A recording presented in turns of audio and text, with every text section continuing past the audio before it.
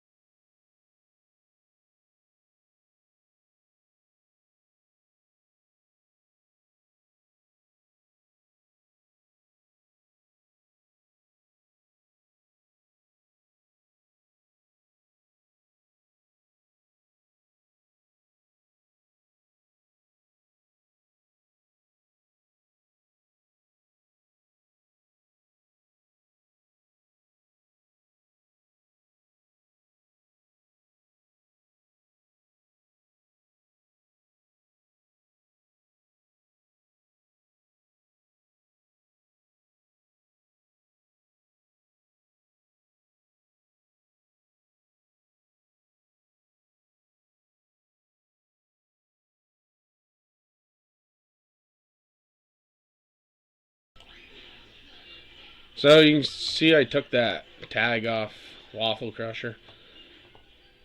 About a month ago, I started doing tagging people and taking notes, even just to the littlest detail, and then I started finding that it really didn't help me that much. If anything, it affected play negatively for me. So I've been deciding to take those off and do a different strategy with that. Using the shark scope like earlier, I was down to four in the last four in the 100 GTD this morning, and looked up the three other guys I was playing with, and their scores were like 74, 69, 64, and those $2 micros, that's kind of high to me for what I've seen so far on there. Most of the players average in the mid 50s. Myself, I was at 64. So I ended up tagging those guys at Reds because I figured with their stats they had and the amount of games they played, they'd probably actually earn that red tag. So pretty much all I'm doing now is if we get to the final table and start seeing some people that are at the final table and we look them up on scope and see they got quite high ability stats for that level, I'm gonna start marking them as a red. For one, they have a high enough ability for that level, and two,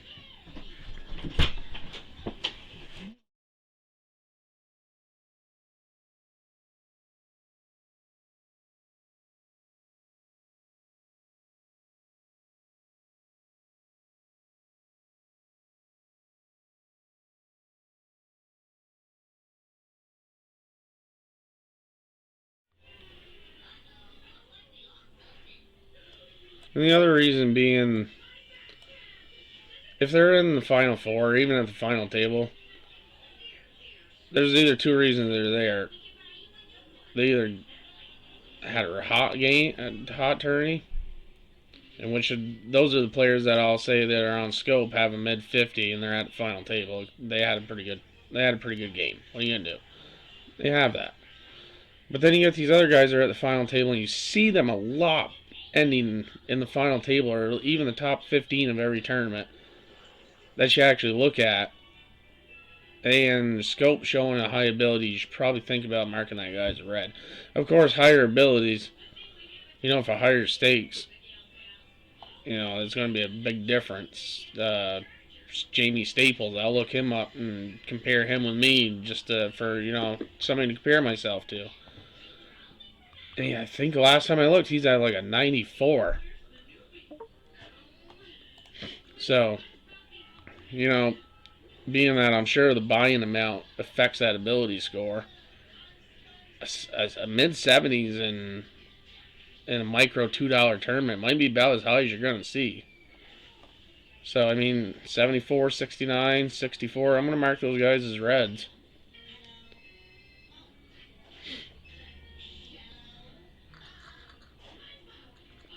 Anybody that I'm dominating, that I've know that I have beaten them 3, 4, 5, 6 hands, and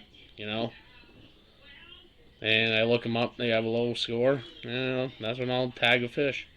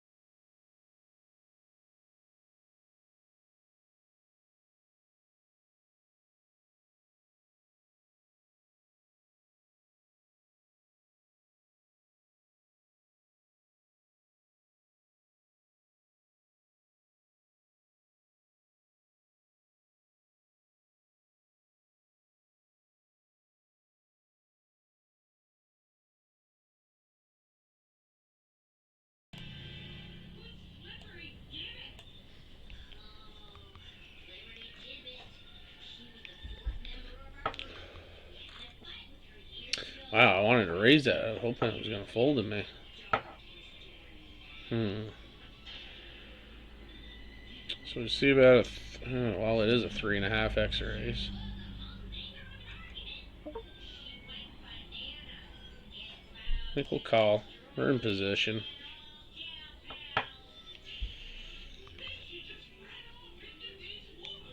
Probably behind. I'll call. No, I'm behind.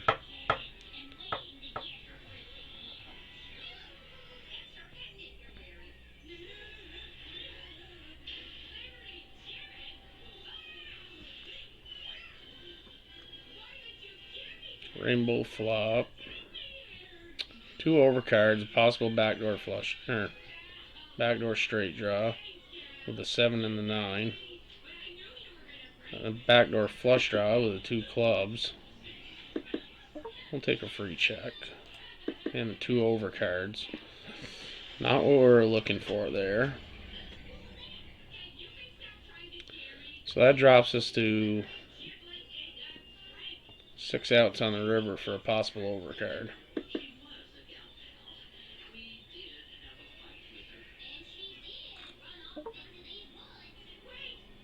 We'll let him have that.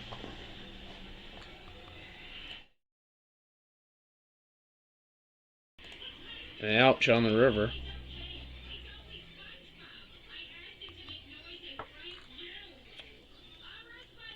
But I mean, really, we have 6 outs going into the river. Fold. They come all in on the river. Do they have King Jack, Queen Jack, Ace Jack? I mean, they did raise pre-flop. Check through till the Jack. They could also have Queens, Kings, Aces. Obvious. That's the overpair to the Jack. And they could have had a set somewhere along the way that they were checking. Let's see the call here with the Ace-9 suited in the late position.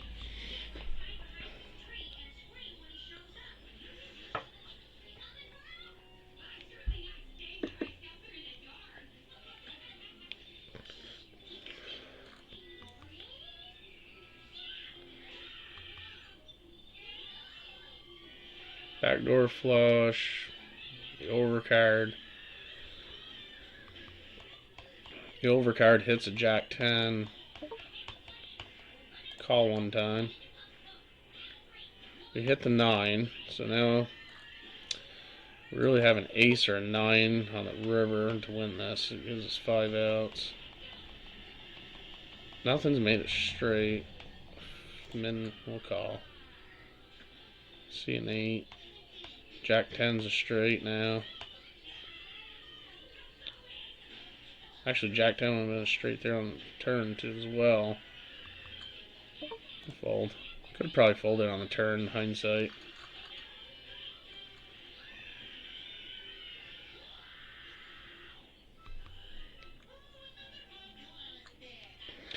But it was also just one blind, one BB for the turn call. So I mean, what do you win with? 2 pair, kings and 8s?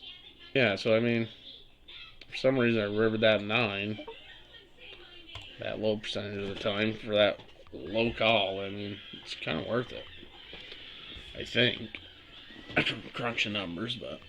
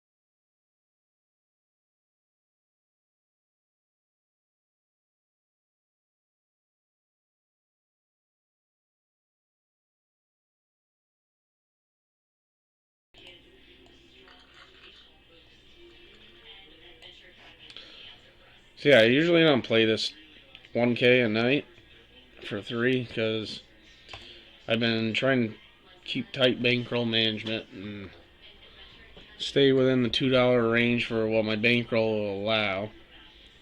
I'm a little over 100 buy-ins for the $2 games at this point. I started with a few $5 deposits, built it up to 50 a couple times, a little over 50, cashed out, left myself a little extra to play with, without having to deposit again. Broke those out, reloaded, just a little $5. And then I started rolling it back up again and decided, well, this time let's see how far we can take it. And the goal was to get to 300, start to have 100 buy-ins for $3 games. Well, I didn't play my normal schedule today because I wasn't sure if I was going to go play live tonight or not. And I decided against going tonight because they're calling for some bad snowy weather tonight here in Vermont. So decided to stay home and play this because I figured I usually would spend. Well, I usually play between somewhere between 3 and 4 nine-handed tournaments during the day for $2 a piece. And I only played 1 out of 4 today, this morning. I got 4th in that and added a little more to my total. So being a little over 200 and a little over the 100 buy-in requirement for myself, I decided, well, I didn't spend what I usually do today, so let's throw 3 in and give it a shot in this 1K tonight. See what we're going to be looking at for competition when we get to that 300 limit. Or that 300 goal, I should say. And start playing the $3 limits. Then, of course, after that, the next goal is going to be to get to 500 for $5. 100 buy-ins for $5 at 500. Then after that, I believe global next round would be $11 buy-ins, I believe, for guarantees. And that would be an $1,100 goal. So we're working there. By the end of the year, I'd like to be at the $11 tournaments with 1,100 in my roll. We'll see. Maybe we'll get lucky and we'll push up a little more. They get special series. They just get done running the Grizzlies. I haven't been on here from very long. I used to play cash game a little bit last spring. Then I didn't play all summer. And then got back into playing tournaments again on here. So I'm not real sure what their series schedule runs. Like maybe one in the spring, winter, fall, something like that. Maybe we can get lucky and hit a couple good ones once our roll gets higher. It'll push us past that $1,100 requirement and be able to play a little higher limits.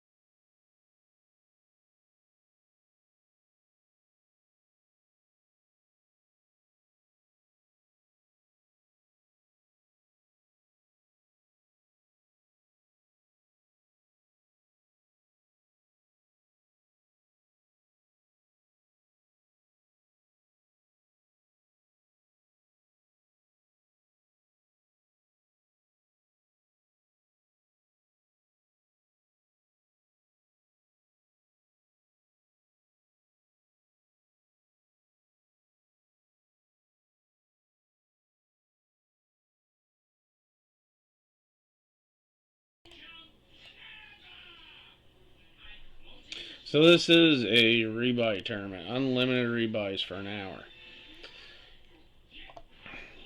Personally, I like... personally, I like one rebuy, one add-on. I don't believe this even has an add-on, actually. Maybe there is. It doesn't advertise it in the title. Like I said, first... Well, I mean, this isn't the first time I play this. Probably second or third, but... Oh, there is an add-on. 3K for $3. Blinds are at 300, so I mean, you get 10 big blinds. My rule of thumb on that is usually if 10 big blinds is going to put me to 30 or more, I'll take the add-on. As in 30 or more, I mean 30 or more big blinds. Oh, we got sevens in the big blind. Speaking of big blind, if I'm going to have 20 or under after that add-on, it's not worth buying in. I mean, because as it is, after, the 10-minute level goes up, now your 10's down to, down. So, I mean, the value really isn't there. I'm going to call with the sevens. Didn't miss a 7. Check over the razor. Alright. See a 6 on the turn. And a bet coming out. I'm going to fold the 7s. So yeah. But either way, this tournament tonight is unlimited rebuys. And where I was at in the beginning of that was not really a fan of the unlimited. Well, now we get ace queen as the small blind. Not really a fan of unlimited rebuys just because there is the people that are just going to rebuy. Yes, it pumps the pot up, or the prize pool, I should say. Helps try to get it to that guarantee. But honestly, I don't know if it makes a difference, but I feel like it inflating the amount of chips in the tournament by doing that is kind of maybe a disadvantage. But I don't know. Maybe some of the ways you could point it out as not being a disadvantage. I'm going to flat here in the small blind.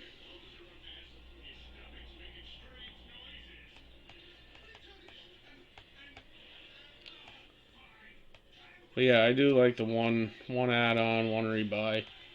Or even just the straight up, the turbos that have no rebuys, no add-ons. I'm starting to really like those. Got heads up last Friday, I believe it was, in that one of those. It's a $100 guaranteed turbo. And we hit the ace on the flop. It's got a drop, so I'm going to pump it up a little. Come out with a 300 on a 480. You got one call at the big blind. And the king on the turn. Doesn't hit the draws, so again I'll pump up a little more than a half pot and take that down. Now we see an ace king as a button.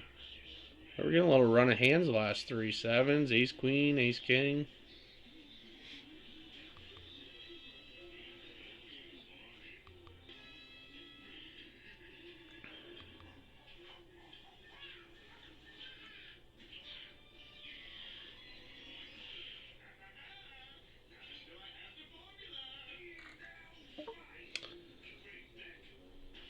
And a 3-bet here.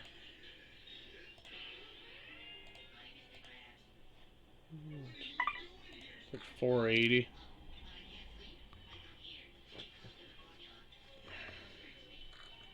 He's gonna go all in. I'm calling.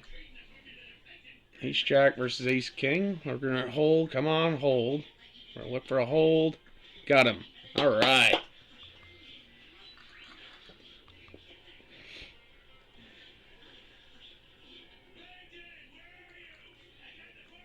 Ace deuce offsuit. My stance here, not a fan of raggedy aces. But on the flip side, I am also late position. This one's sitting out. I mean, there's a merit here to raise. I mean, there's even a reason here to call. I think we're going to this time around. I'm not usually a big fan of ace rag. Position play does come in here for my decision. Now my decision is just to fold. But we got a chance to see it for, well, we got almost a chance to see it for one blind.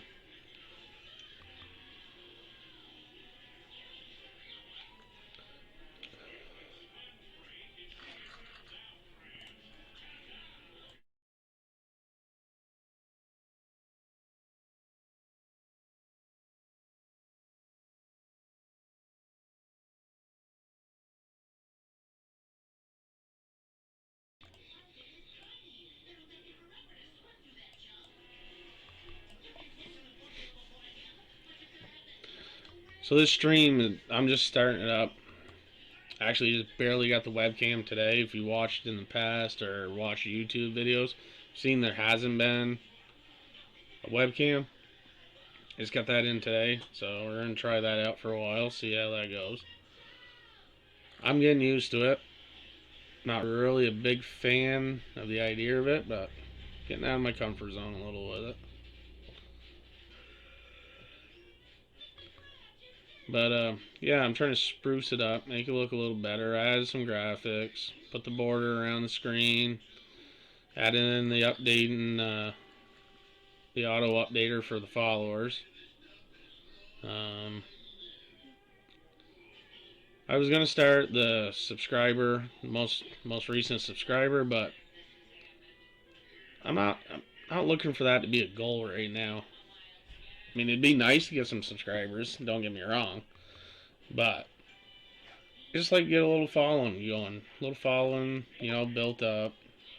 Try to produce something that people enjoy watching.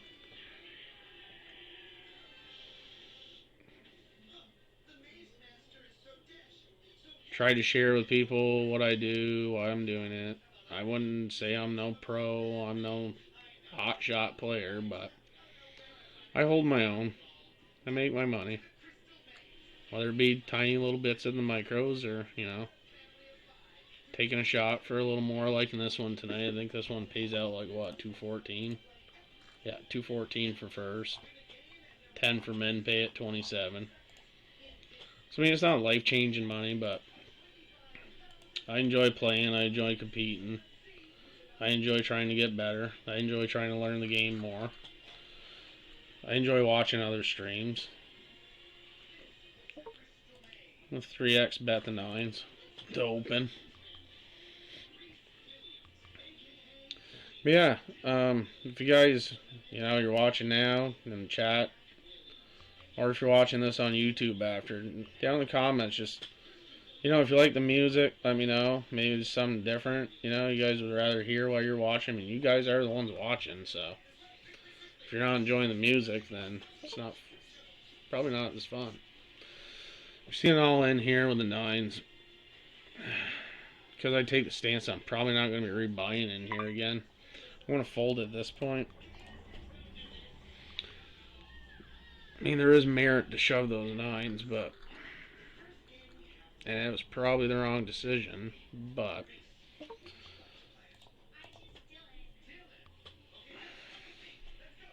Might not have been the wrong decision.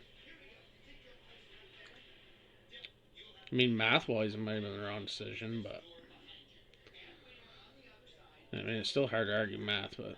When you're looking at it, they got 10s plus, they got a full stack still. I don't know, actually, they have over a full starting stack.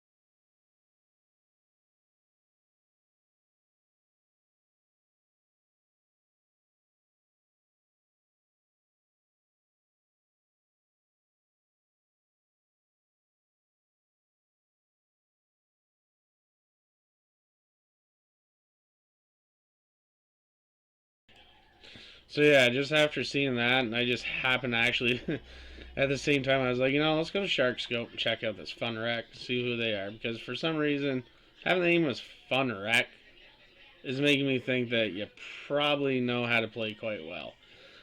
Well, looking them up on Shark Scope, their ability rankings in 84, I believe it was. So I mean, taking into account that the last time I looked up Jamie Staples a couple weeks ago, and he's a Party Poker Pro, and he's at a 94. I'm gonna say that was quite possibly a good fold of the nines. I mean,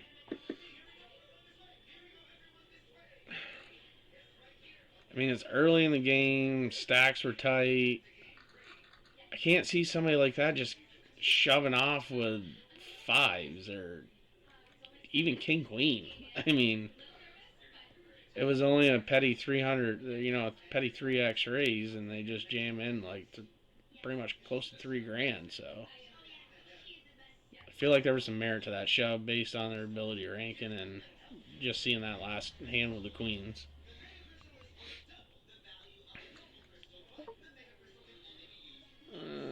Da, da, da, da.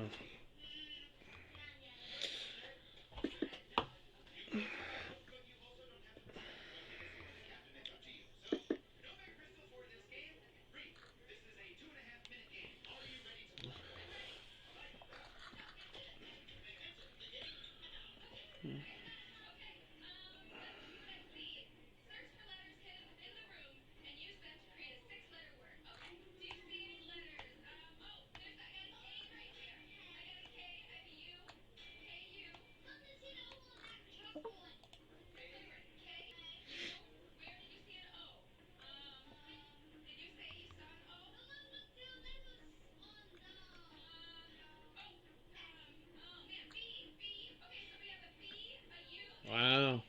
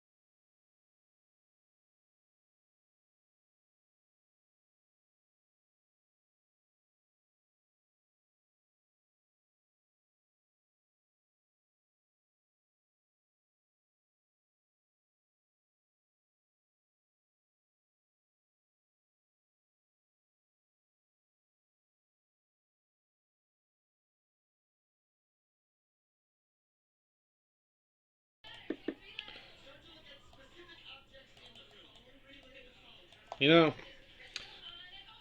I'm thinking it's a good thing. Maybe this thought and feeling isn't as bad as I would think it should be, but being Fun Rex and 84 ability, which, like I said, compared to, Party Poker Pro Staples, being a 94, pretty sure that means it pretty good. And it doesn't scare me. It doesn't. Because in the long run, I'm going to get just as many, the same hands they are. So, sitting here watching them, I'm learning from them. I'm seeing what they do, how they play. And I'm taking that in and adjusting it to my own play. Like, that right there is just unlucky for him. He got it all in when he was good. Perfect play. But, no, I'm not scared by these people that are extremely good at this.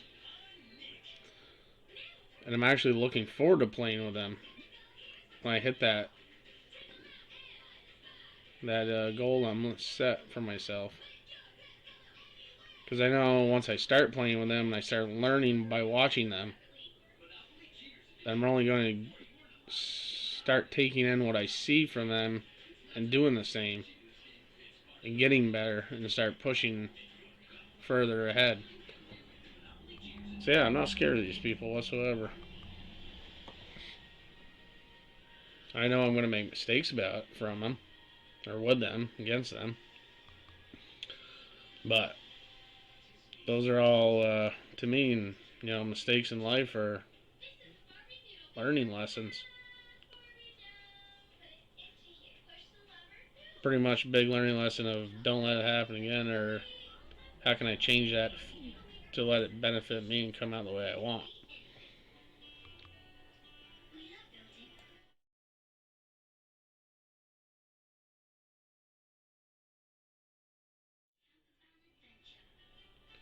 Yeah, guys, if you're watching this on YouTube, hit that subscribe button. That'd be extremely appreciated. I put videos up daily. At this point, like I said, we're in the micro levels. It'll get more interesting as, we get higher up.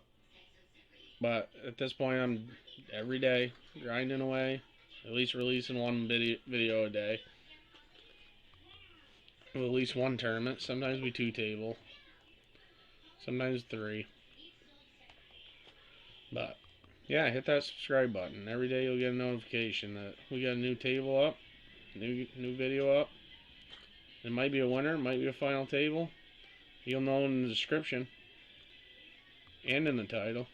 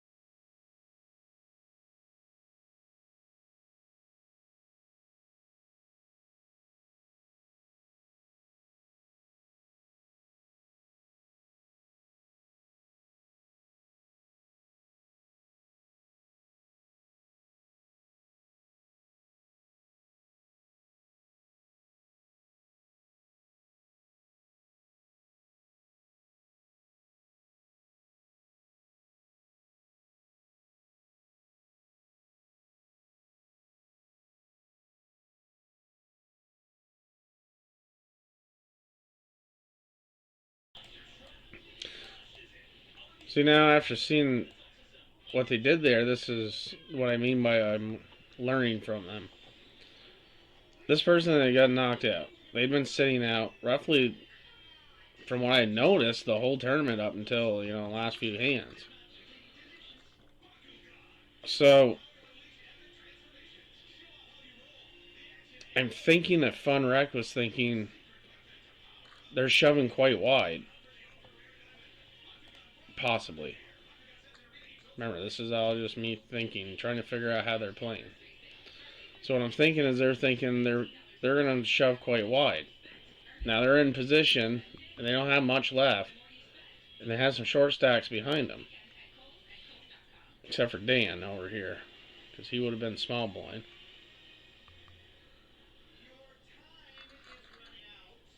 So she's got ace-8 suited, shoves, comes in behind, but is suited, ends up getting the two pair. And, just trying to figure out what they're thinking.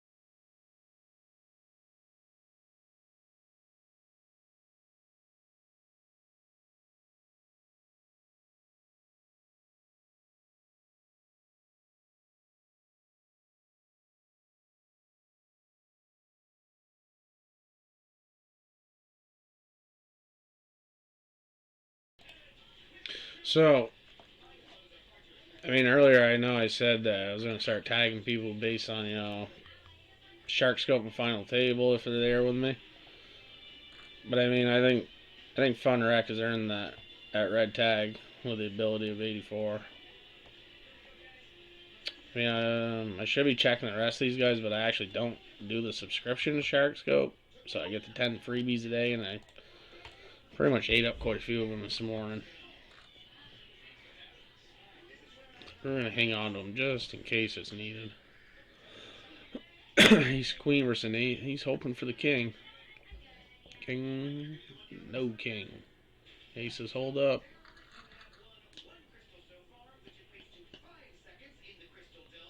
I see 444 a lot in the $2 game, so I was kind of thinking he probably weren't going to come back. Maybe, but I mean, at this point, when you're getting, what was it, 2 grand we started with in this? Yeah, 2,000 you start with. I mean, you're at 150 for big blinds. In 4 minutes 30 seconds, we're going up 200. At this point, you're going to spend another buy-in, and you're going to have 10 blinds. So I mean, shove and hope to hit to double up, and then take an add-on and be in for 3x.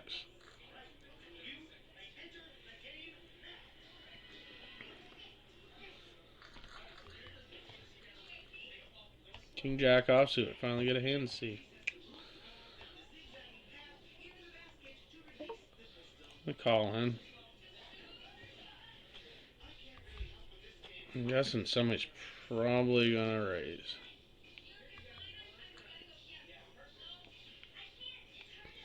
Maybe not though, but I wouldn't be surprised to see a raise. I mean, there is a 675 pot in there. Nope. Yeah, there it is. Just didn't think it would be that big. I'll fold that King Jack offsuit.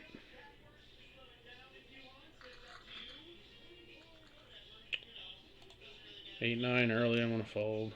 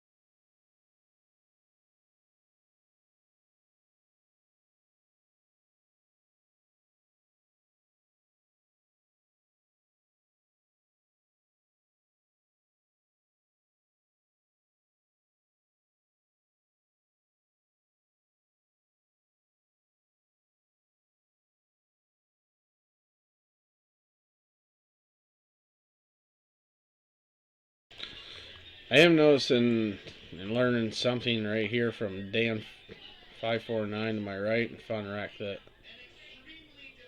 they're shoving their hands, their big hands. I believe it's their big hands. I mean, he did pull down 1275 off that pot for that rate all in, which is a good shot at this stage. But I'm assuming, from what I've seen so far, they're shoving in their premiums quite a bit. Their aces or kings, queens, ace king. I think that's something I need to start picking up on and doing pre-flop.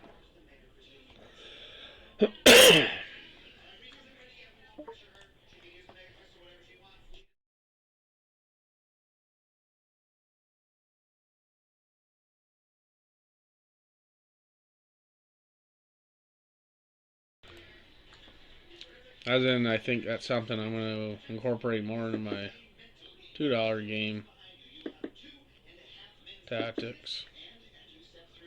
Because wow.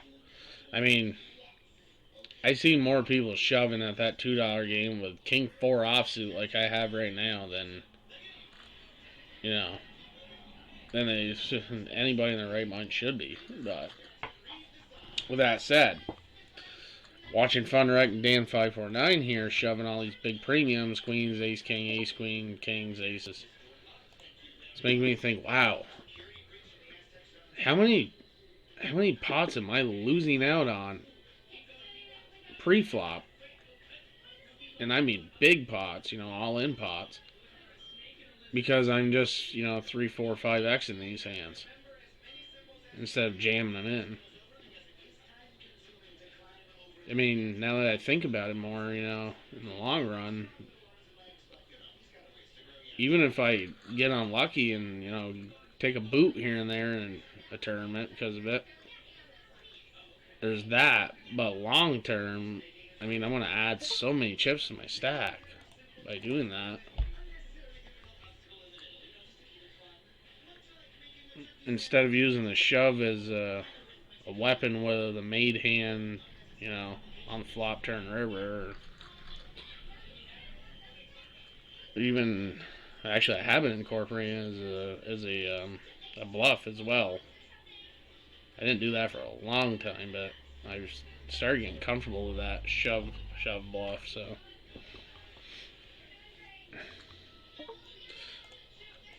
which is funny to me saying that too for anybody that watches and plays me, because I mean, there's still that aspect of if I'm shoving, am I really bluffing?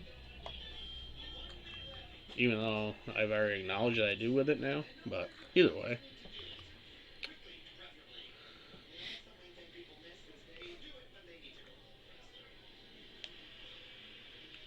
But yeah, back to the original thought.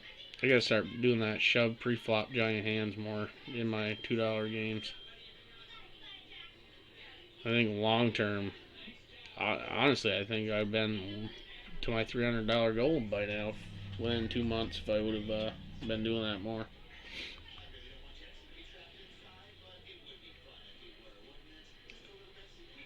I mean, I do take into account that the more aggression, the more pots I'm winning. But I don't think I'm being aggressive enough still, from what I'm seeing from these two. And I mean that's throwing some respect out their way.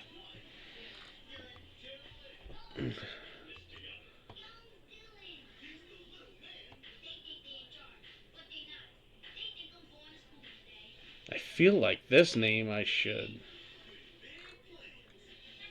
feel like I've seen this name a few times before in forums and stuff. Oh, I was hoping that was gonna be freshly squeezed Orange Cassidy. For anybody who watches wrestling, freshly squeezed Orange Cassidy.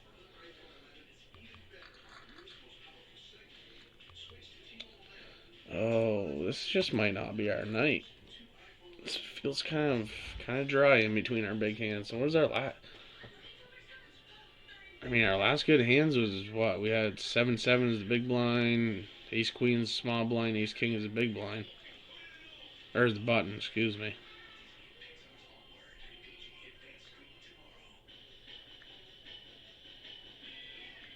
Hmm. Wow.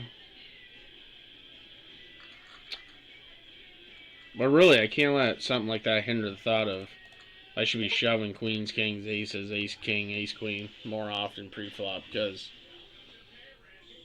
of that right there. I mean, long run, those queens are going to hold up more than that ace 10 is going to win. So.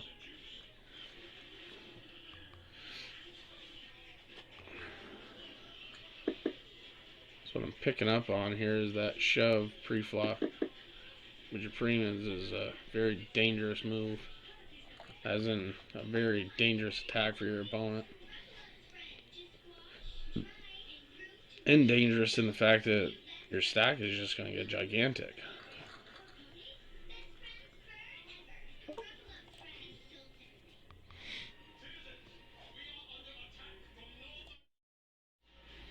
So I mean, now it makes me think that earlier when I had 9-9 and I did the 3x raise early and Fun Wreck came in over the top all in. I mean, I still think I was dominated there by Fun Wreck, and it was probably would have been a costly, deathly play to do. But I almost starting to wonder if even 9s, 10s aren't shovable out. Well,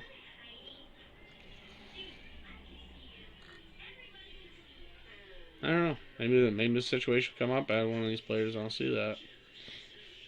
But I mean, even right there, look at that. He just pulls in another 1300 like nothing. No, no flop, no turn, no river. Didn't have to see a hand. Man, teach me your ways.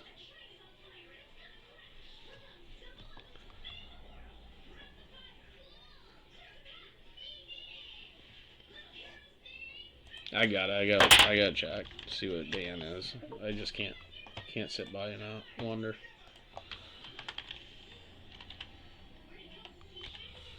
Oh, I have no more searches left today. Oh. Ace Queen offsuit is a small blind. Alright. 6 hundo. See, now I've been talking about it. I feel like I should shove here. I think I'm going to.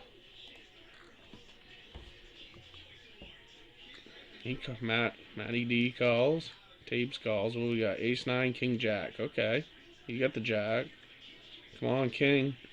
King or an ace or queen. Ah, I couldn't get there. It was the right move, though. I was ahead.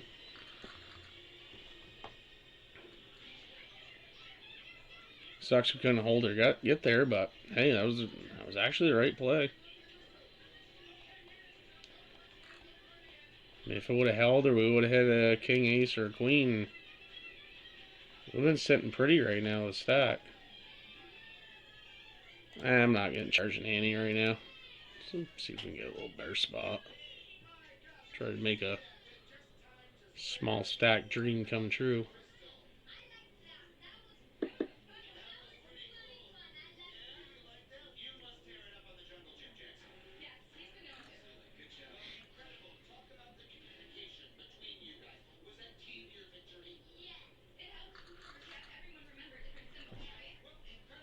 There we go. We'll go with that for 90.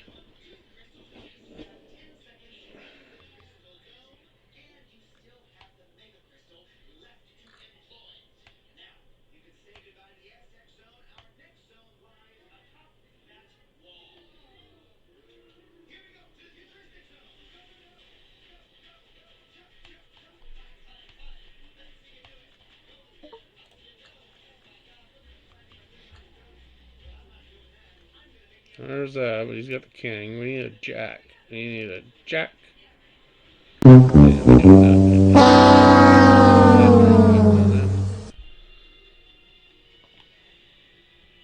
And that'll be it for that stream. I hope you guys like it. I hope the video is good. I hope the output of the video is good. I hope the audio is good. I'm going to work on some filters and stuff, and hopefully the next video is even better. See you guys next time.